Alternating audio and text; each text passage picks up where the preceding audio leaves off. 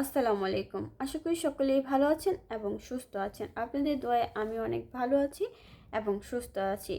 সরাসরি চলে এসেছি আপনাদের মাঝে কিছু তথ্য নিয়ে, যেটা আজকে টাকার রেট কত এবং কোন দেশের টাকার মান আজ বাংলাদেশে কত চলছে।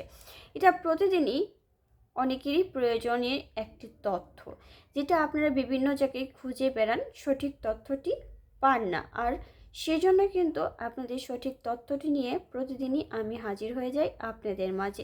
তো চলুন দেখে নেওয়া যাক আজকে বাংলাদেশি টাকায় বিভিন্ন দেশের মুদ্রা আজকের টাকার রেট কত, এবং জেনে নিই আজকের টাকার রেট কত আজ শনিবার 13 ডিসেম্বর 2025।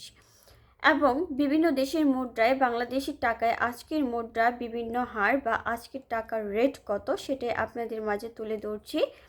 মালয়েশিয়ার এক ইঙ্গিত 29 টাকা 75 পয়সা, সৌদির এক রিয়াল 32 টাকা 64 পয়সা, মার্কিন $1 122 টাকা 37 পয়সা, ইউরোপের এক ইউরো 145 টাকা 60 পয়সা, ইতালির এক ইউরো 145 টাকা 60 পয়সা, ব্রিটেনের এক পাউন্ড 163 টাকা 14 পয়সা, সিঙ্গাপুরের $1 94 টাকা 97 পয়সা, অস্ট্রেলিয়ার $1 81 টাকা 45 পয়সা, নিউজিল্যান্ডের $1 70 টাকা 32 পয়সা, কানাডিয়ান $1 91 টাকা 86 পয়সা, ইউএ এক দিরহাম 33 টাকা 28 পয়সা, ওমানির এক রিয়াল 317 টাকা 50 পয়সা, বাহরাইন এক দিনার 324 টাকা 26 পয়সা, কাতারের এক রিয়াল 33 টাকা 60 পয়সা, কুয়েতের এক দিনার 400 টাকা 5 পয়সা এবং ইন্ডিয়ান 1 টাকা 32 পয়সা, মানে ইন্ডিয়ান 1 রুপি 1 টাকা 32 পয়সা।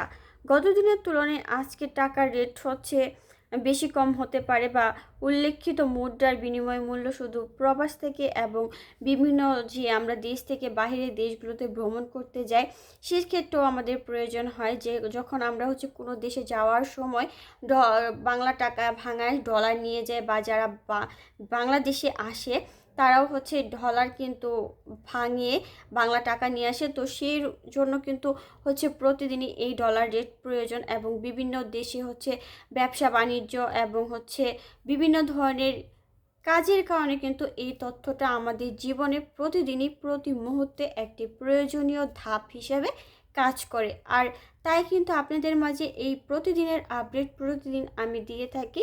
আর এই প্রতিদিনের আপডেটগুলো পেতে অবশ্যই একটি লাইক দিয়ে ফলো দিয়ে রাখবেন, যাতে পরবর্তী আপডেটগুলো আপনারা খুব সহজে পেয়ে যান।